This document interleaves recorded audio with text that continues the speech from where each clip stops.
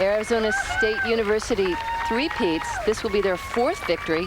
They won their first in 1990. I think 1990, the first championship that we won, is probably the most special. Amy Fruworth and Missy Farr were our seniors on the team. They'd worked so hard for 4 years, and all they talked about was getting that championship ring and coming home with the trophies. That was probably the most special of all of them. The 1990 season was very, very special, and I think that we had really decided, there were three of us that had been there for several years, and my best friend on the team, Amy Fruworth, we were seniors together, and so our sophomore year we had lost the NCAA Championship by 1 shot, and that left a really bad taste, and I think we thought about it for a long time, and we had been around other really good teams, and there were some really good players that walked away without a national championship.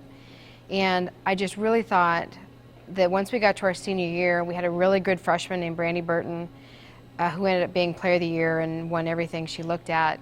And Amy and I just thought, you know what, if everything falls into place, this is going to be our year.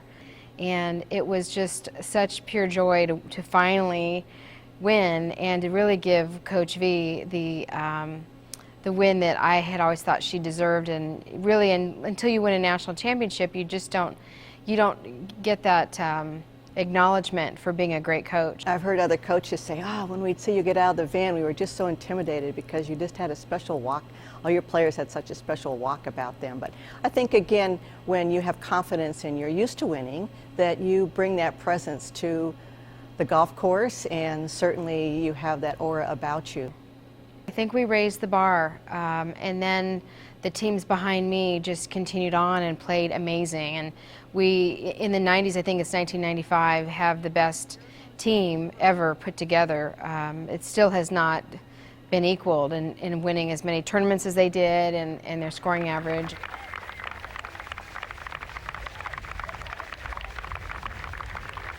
We had great players that year, and when we got to the national championship, it was really all about three-peat. Now, the fact that we went undefeated, luckily, was not really a topic of conversation. When I look back on it now, it's probably the most incredible thing that's ever happened in women's golf. To think that a team could go undefeated throughout the year is really remarkable. I will have to say, though, when Christelle Morgadal won in 1995 at NCAAs, and she was my number 5 player, and I almost didn't even take her. That was remarkable for that to happen. And it was her tournament to win. She started out playing really well. She finished playing well.